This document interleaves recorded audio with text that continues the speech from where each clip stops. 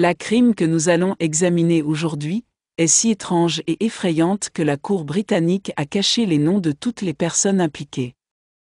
Le documentaire qui a été réalisé sur ce crime a utilisé des noms fictifs, et je vais vous raconter l'histoire en utilisant ces mêmes noms. Ce crime va prendre une tournure tellement improbable à la fin que personne ne pourra s'y attendre. Alors assurez-vous d'écouter l'histoire jusqu'à la dernière seconde, et rappelez-vous qu'elle est 100% vraie. Je tiens à souligner cela car certains événements pourraient sembler fictifs, mais ils sont réels du début à la fin.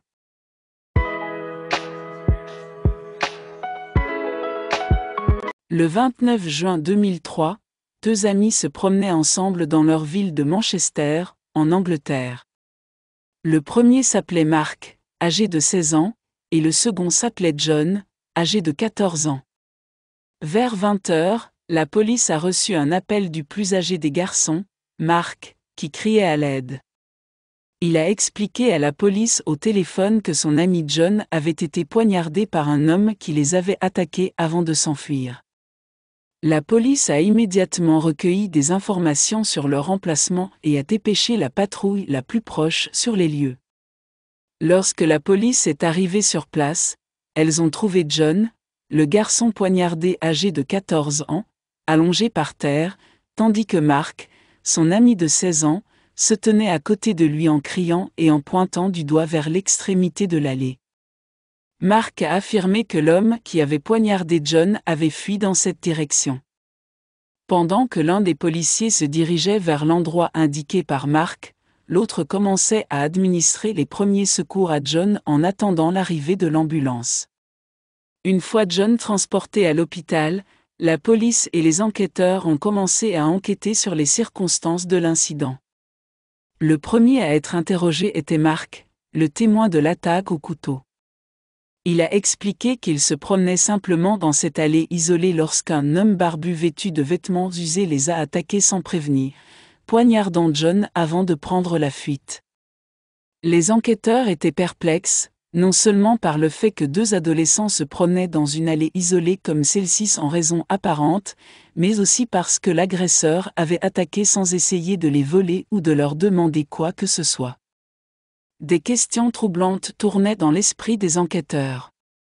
La deuxième étape de l'enquête consistait à récupérer les enregistrements des caméras de surveillance situées dans la région. Malheureusement, il n'y avait pas de caméras dans cette même allée, mais il y en avait dans les bâtiments et les rues avoisinantes. Les enquêteurs ont examiné attentivement ces enregistrements, image par image. Les caméras couvraient toutes les entrées et sorties de l'allée, mais curieusement, elles n'ont trouvé aucune image montrant l'agresseur entrant ou sortant de l'allée pendant la période où l'attaque au couteau a eu lieu. Le seul verdict auquel les enquêteurs ont abouti était que Mark leur mentait. Maintenant, leurs soupçons étaient tournés vers lui comme principal suspect, et il n'a pas fallu longtemps pour que leurs doutes se confirment. Le garçon poignardé, John, a miraculeusement survécu à ses blessures et s'est réveillé à l'hôpital après quelques jours de coma. Il s'est alors entretenu avec les enquêteurs pour leur raconter ce qui s'était passé. John a expliqué qu'il se promenait simplement avec son ami Mark lorsqu'ils sont passés près de cette allée. Mark lui a indiqué le chemin et a dit qu'il voulait explorer les lieux. John n'a pas objecté, pensant qu'il s'agissait simplement d'une curiosité normale. Alors qu'il marchait devant Mark, celui-ci l'a soudainement attrapé par l'épaule et l'a poignardé à l'estomac. Pendant qu'il le poignardait, Mark lui a murmuré « Pardonne-moi, je t'aime. Si tu savais toute la vérité, tu comprendrais. » Puis, il a perdu connaissance et n'a plus rien rappelé après cela. Après avoir entendu le récit de John, les enquêteurs se sont rendus immédiatement chez Mark et l'ont arrêté pour poursuivre l'enquête. Mark n'a pas tardé à avouer le crime, tremblant de peur. Ensuite, il a demandé aux enquêteurs où était Janet. Il disait que Janet devait tout expliquer. La police lui a demandé qui était Janet, mais il n'avait aucune idée. Mark tremblait, bégayait et devenait confus. La police a essayé de le calmer pour qu'il puisse fournir des informations utiles. Ils lui ont dit qu'il devait tout expliquer depuis le début pour qu'il puisse le comprendre.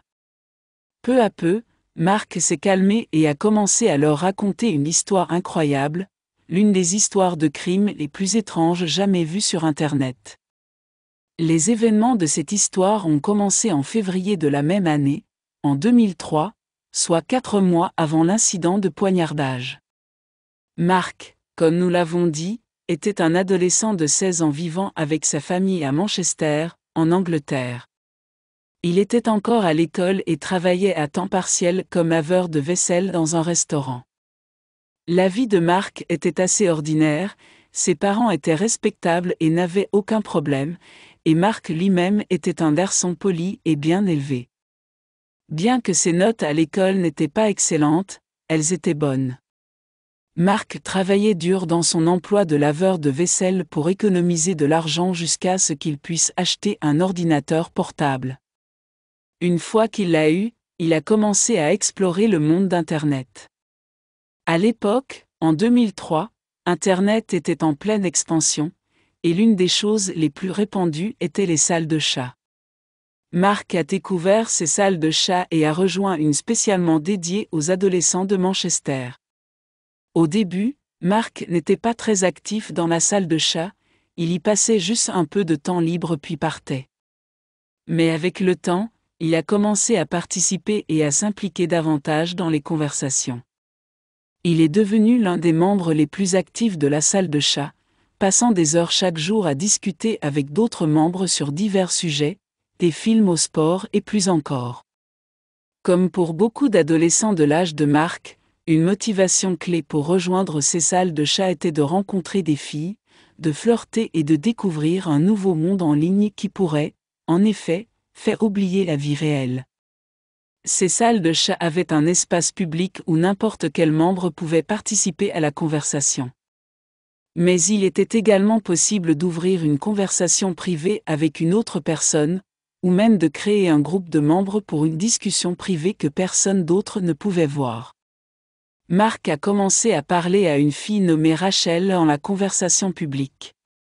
Ils ont commencé à discuter et à se lier d'amitié, puis Mark a demandé à Rachel s'ils pouvaient avoir une conversation privée.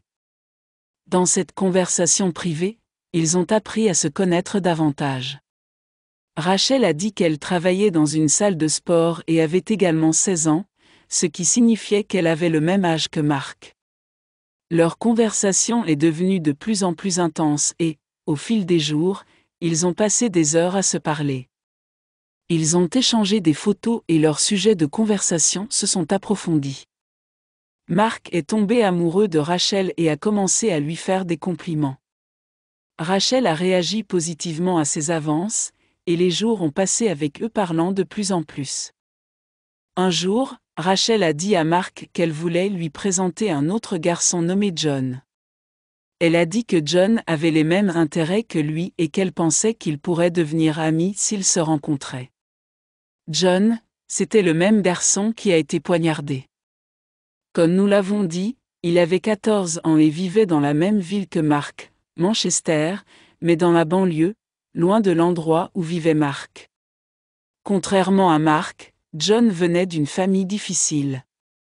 Son vrai père était inconnu, et sa mère était mariée à un autre homme avec qui elle avait des problèmes constants.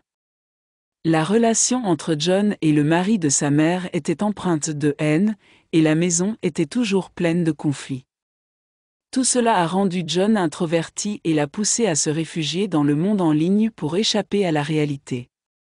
John était passionné par les salles de chat, il pouvait y passer jusqu'à 12 heures par jour. On pourrait penser qu'il n'allait pas à l'école, mais il y allait, puis passait immédiatement sur son ordinateur dès son retour, même la nuit, il restait éveillé derrière le dos de sa mère et de son beau-père. Il ne dormait que 2 ou 3 heures par jour. John est entré dans la même salle de chat que Mark et Rachel, et c'est Rachel qui les a présentés. Les trois passaient beaucoup de temps ensemble dans leurs conversations privées, et leur relation est devenue de plus en plus forte. Mark et John sont devenus de très bons amis, tandis que Marc et Rachel sont devenus amoureux l'un de l'autre. Chaque fois qu'il entrait dans leur conversation privée, Marc et John allumaient leurs webcams pour se voir, mais Rachel refusait toujours d'allumer la sienne. Marc lui demandait souvent de le faire pour qu'il puisse la voir, mais Rachel prétendait ne pas avoir de webcam, puis disait qu'elle était gênée. Chaque fois que Marc abordait le sujet de la webcam, Rachel esquivait la question. Un jour, Rachel a dit à Marc qu'elle voulait lui faire une surprise. Elle lui a proposé de se rencontrer en personne. Marc était à la fois excité et nerveux à l'idée de rencontrer la fille qu'il aimait dans la vraie vie. Ils ont convenu d'un lieu et d'une heure pour se retrouver. Marc s'est rendu au rendez-vous et a attendu, mais Rachel n'est pas venue. Après une heure d'attente, Marc est rentré chez lui et a commencé à discuter avec Rachel en ligne, lui demandant pourquoi elle n'était pas venue. Elle s'est excusée en lui disant qu'elle ne pouvait pas sortir à cause de sa famille. Marc lui a dit que ce n'était pas un problème et qu'il pourrait fixer un autre rendez-vous. Cette fois-ci, cependant, c'est Marc qui n'a pas pu se rendre au rendez-vous, par peur de rencontrer Rachel en personne. Ils ont ensuite convenu d'un autre rendez-vous, mais encore une fois, ils n'ont pas pu se rencontrer. Ils ont finalement décidé de poursuivre leur relation en ligne, sans se rencontrer en personne. Les deux étaient satisfaits de cette situation, et leur relation s'est renforcée davantage. C'était la même chose pour la relation entre Marc et John, leur amitié s'intensifiant malgré le fait qu'ils ne s'étaient pas encore rencontrés en personne. Après environ un mois depuis leur rencontre, un nouveau membre a rejoint la salle de discussion sous le nom de Kevin. Kevin s'est présenté de manière très franche comme une personne perverse et un harceleur, ce qui signifie quelqu'un comme un criminel ou une personne effrayante qui traque ses victimes pour les tuer, les kidnapper ou leur faire du mal. Les membres de la salle de discussion ont été surpris par son comportement, mais n'ont pas vraiment prêté attention à lui au début, pensant qu'il était probablement juste un enfant essayant de se faire remarquer en se créant une personnalité virtuelle effrayante. Personne n'y a vraiment prêté attention au début, mais le jour suivant, Marc est entré dans la salle de discussion et a reçu un message privé de Kevin. Dans ce message, Kevin a écrit qu'il savait que Marc était le petit ami de Rachel, puis il lui a dit qu'il l'avait kidnappée et qu'il avait l'intention de la violer et de la tuer à moins que Marc n'ouvre sa webcam et n'obéisse à toutes ses demandes. Bien sûr, Marc a été choqué par le message et a immédiatement contacté l'ami de John pour lui demander de l'aide. John lui a répondu qu'il ne savait vraiment pas, car aujourd'hui Rachel n'était pas là, même si d'habitude elle se connectait à la même heure que nous. Marc a senti de l'effroi et a vraiment pensé que Kevin pourrait être sérieux et qu'il avait réellement enlevé Rachel. Il a dit à l'ami John d'attendre un peu et de voir si Rachel se connecterait ou non. 1 heure est passée, puis 2, et 3, Rachel n'avait aucun signe de présence dans le chat, ce qui n'était pas du tout habituel pour elle.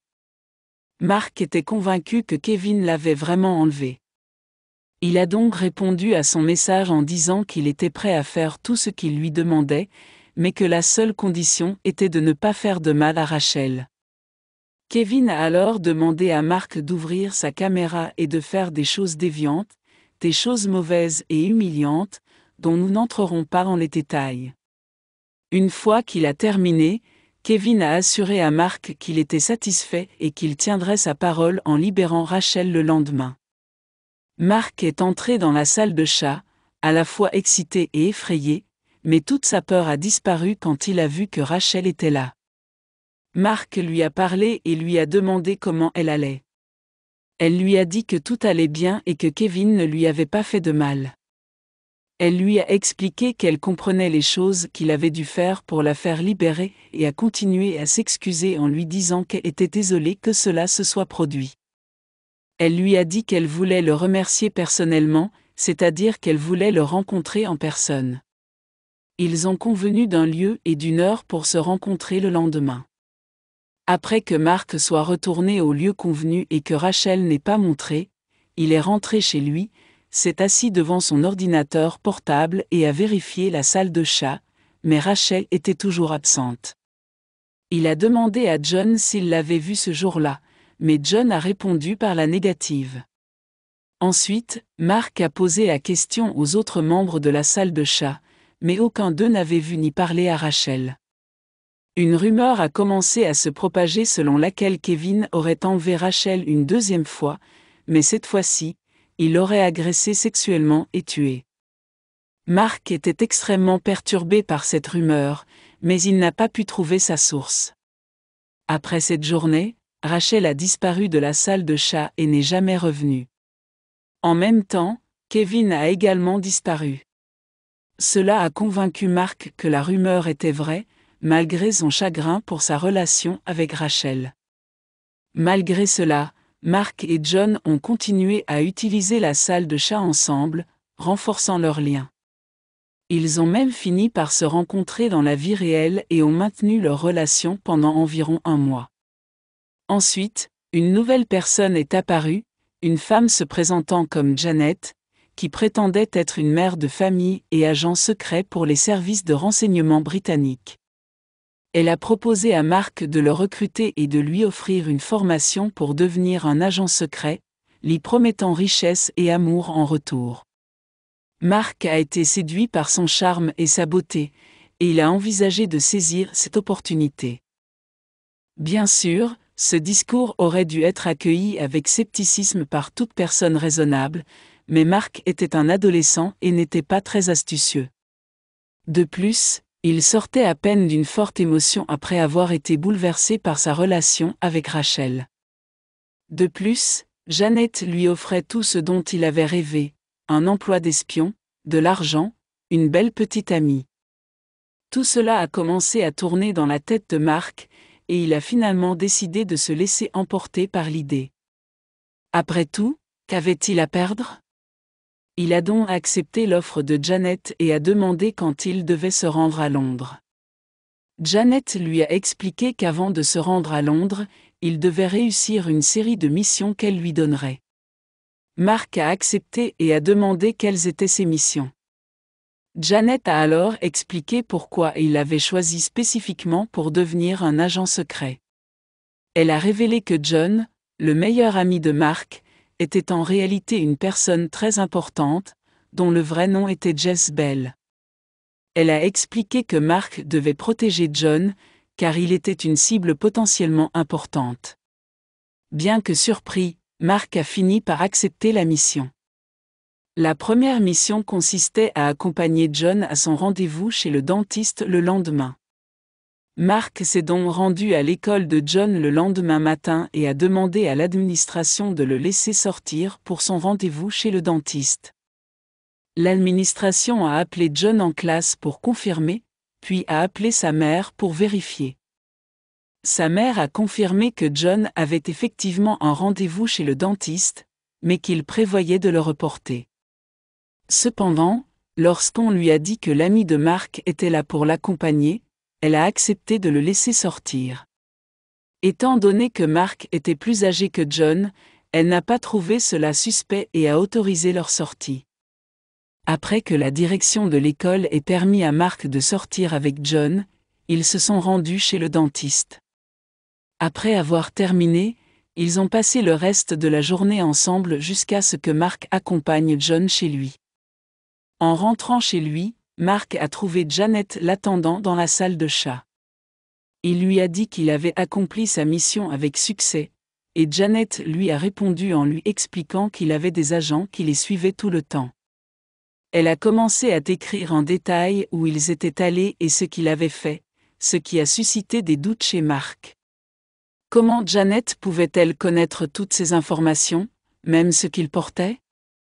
Elle lui a expliqué que de nombreuses personnes qu'il côtoyait dans la vie de tous les jours étaient en réalité des agents secrets ou des espions pour les services de renseignement. Cette révélation a convaincu Mark que Janet était sérieuse. Cependant, Janet a ensuite expliqué à Mark qu'il y avait des agents ordinaires et qu'il voulait faire de lui l'agent le plus fort et le plus remarquable de tous. Elle lui a promis une grande richesse et même de devenir sa petite amie. Mark était complètement investi dans ses promesses et était prêt à tout faire pour les réaliser. Ensuite, Janet a dit à Mark que puisqu'il avait réussi sa première mission, elle pouvait maintenant lui dire pourquoi James Bell, l'ami de John, était une personne très importante. Le secret était qu'il y avait un énorme coffre-fort sous la mer contenant des centaines de milliards de livres sterling appartenant à Rennes. Seules quelques personnes dans le monde connaissaient ce coffre-fort, et James Bell, l'ami de John, était la clé pour l'ouvrir. Il n'y avait aucun moyen de l'ouvrir autrement que par son propre corps, littéralement en face du coffre-fort. C'est pourquoi James Bell était si important. Maintenant, il voulait que Mark continue à accompagner John chaque jour et à être son garde du corps personnel. Son solde bancaire augmenterait chaque jour où il réussirait sa mission. Leur situation est restée ainsi pendant des mois, et chaque fois que Janet demandait quelque chose à Mark, c'était quelque chose de différent, jusqu'à ce que le 28 juin 2003 arrive. Ce jour-là, Janet a dit à Mark qu'il devait accomplir une dernière mission avant de venir à Londres et de devenir un agent officiel des services de renseignement. Mark était excité et lui a demandé quelle était la mission.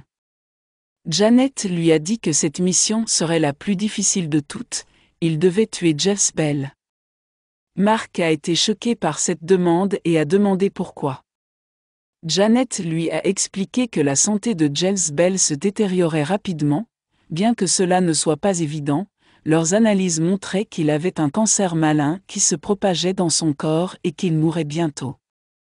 Dans tous les cas, s'il découvrait cela, une autre nation pourrait saisir l'opportunité de prendre son corps et d'ouvrir le coffre-fort de la reine. Il devait donc anticiper les événements et tuer James Bell pour protéger son corps en un lieu sûr.